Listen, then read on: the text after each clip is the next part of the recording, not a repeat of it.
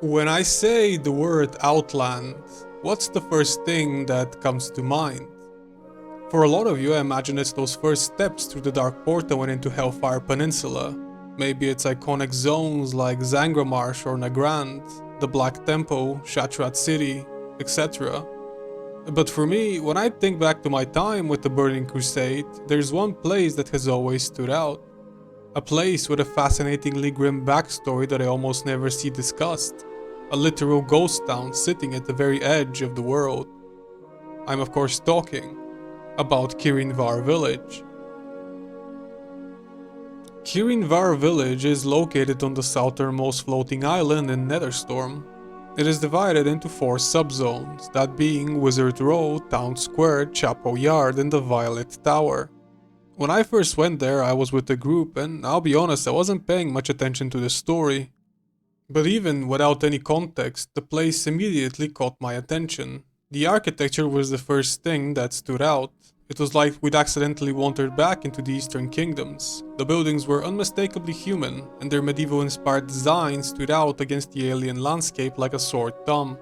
It felt closer to Tirisfal Glades or Duskwood than anything else in Outland. The layout itself reinforces that feeling. Kirinvar isn't a small outpost, it was once evidently a proper settlement. Wide paths connect clusters of buildings. There's a town hall, residential areas, a blacksmith, a chapel, structures that clearly had specific purposes, now left to rot on this forgotten corner of former Draenor.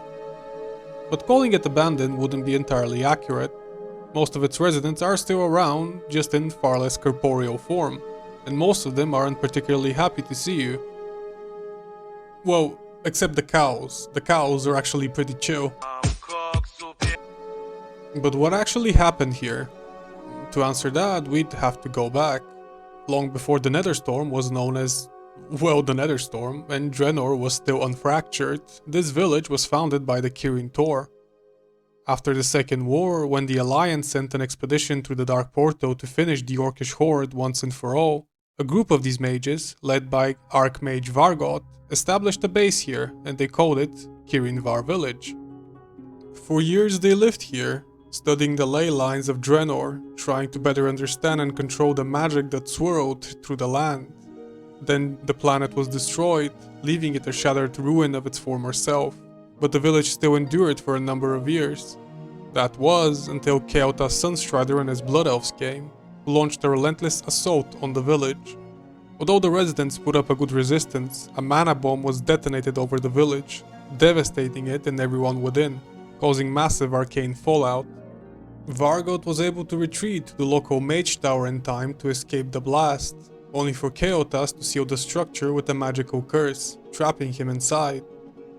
One of the Archmage's apprentices, a high elf named Varanduir, managed to slip away from the fighting, leaving his master behind. He first fled to a nearby Draenei settlement but found it equally destroyed and being excavated by demons. So instead he fled to the goblin town of Area 52, where he has lived ever since, waiting for adventurers who might help him free his master. This is where you, the player, step in. When you first meet the apprentice, he asks that you recover his master's broken staff, which had somehow ended up in the hands of the Burning Legion. You kill the demon that holds it and find out it's missing its headpiece. After collecting some more arcane fragments, you repair it and contact the projection of Vargoth, who's still very much trapped in his tower. To free him, you must retrieve 3 key artifacts that were taken during Keota's assault. The first is a sigil that was stolen by one of the Elf Prince's lieutenants, now holed up in one of the massive mana forges looming closest to the village. You fight your way through the Sunfury guards, kill her and retrieve it. Next is a spellbook stolen by a rebellious apprentice intent on learning necromancy. The apprentice and his followers divided and studied the text in secret, locking themselves inside their houses in the southern part of town. Although none of them appear to have survived, their spirits still guard the compendium's pages. You grab each part and present it to the projection of the Archmage, but wouldn't you know it, you need a special type of oculus to unlock its powers, which was stolen by another Blood Elf lieutenant, this time located in Sunfury Hold off to the north. You kill her and hand that over as well. The final relic needed is held by a senior magister of Keota's forces. He is also stationed in one of the mana forges, this time located even further north from Kirinvar and directly west from Tempest Keep, the lair of the mana-crazed Blood Elf tyrant himself.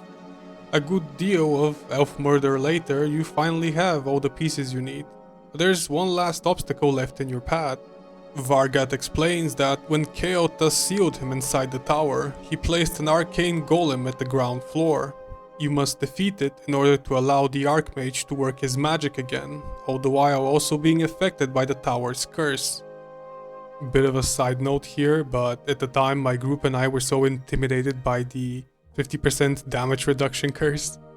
We knew we'd eventually have to fight this thing and we hyped it up so much, but when the moment came he was actually pretty easy to take down, all things considered. I don't know, I just thought that was funny. Anyway, after you defeat the Guardian, you make your way up to the top of the Mage Tower where you finally meet the Archmage face to face. When you speak with him, he sheds more light on what happened to the village, much of which we've already covered, but this time it's from his own perspective.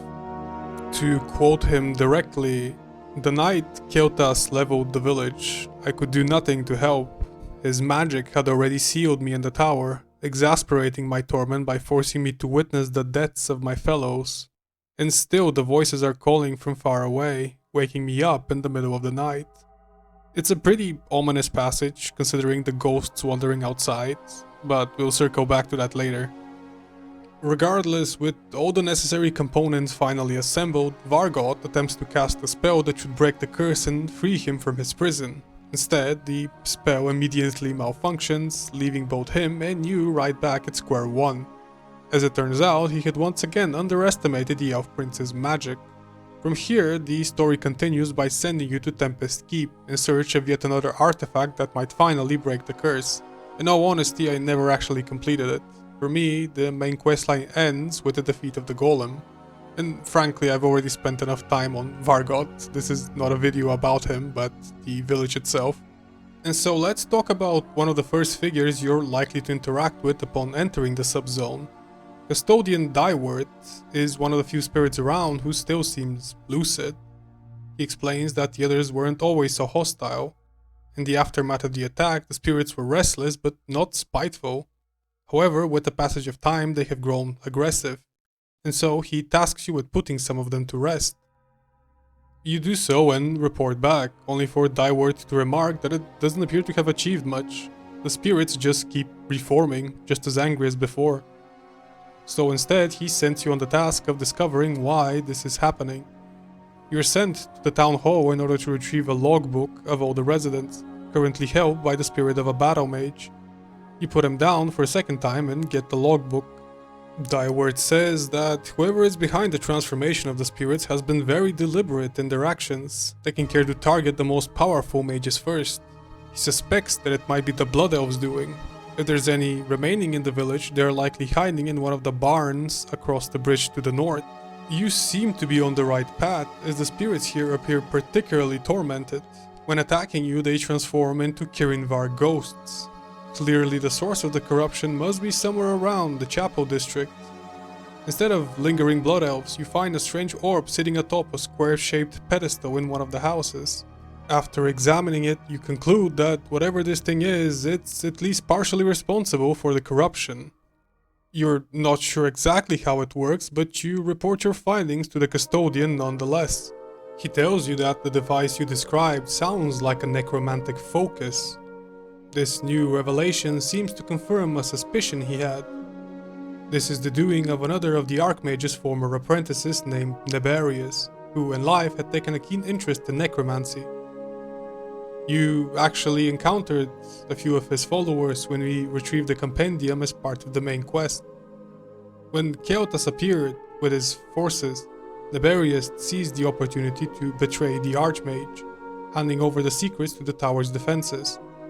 Now it seems he has become a lich and is preventing the souls of his brothers and sisters from finding peace.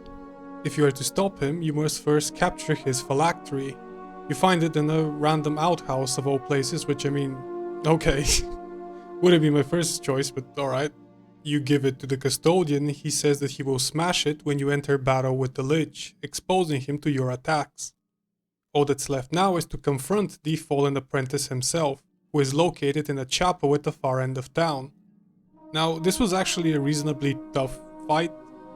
It's supposed to be a group boss, and while he is soloable if you know what you're doing, we weren't great at the game back then, so he did wipe us at least once, as far as I recall. When you defeat him, the custodian actually remarks that had Naberius not betrayed his people, the village might have actually stood a chance against the Blood Elves, but ultimately we could never know. I mean, the guy hid his phylactery in a toilet, so if you say so, man, I don't know.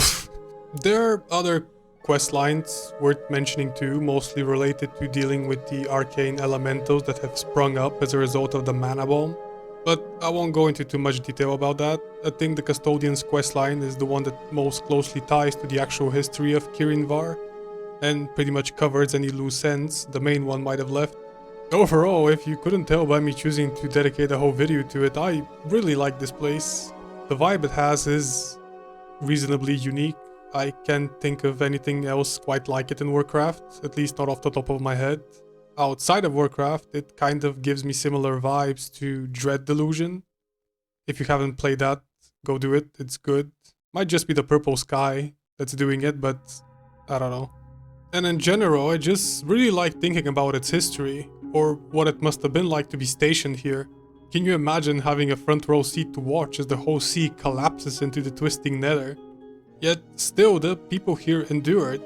It wasn't until Keltas came and that the outpost was officially destroyed, and pretty decisively at that, but even then, like, there's still some pockets of resistance left, even if only in spirit. I'm not going to pretend that it's the greatest storyline ever told, or even the best one in its own expansion, but I think it's cool, and talking about obscure stuff that I find cool is the whole point of this channel. I figured that with the upcoming release of TBC Anniversary servers, it'd be the perfect time to talk about it. Hopefully, the next time you visit Outland, you think of this video and it might inspire you to pay slightly more attention to the world around you. After all, getting immersed in these smaller stories is the whole point of an open world RPG. It's what sets it apart from more linear games and helps it create an actually believable world. At least, it should be, in my opinion. Anyway, thanks for watching, bye!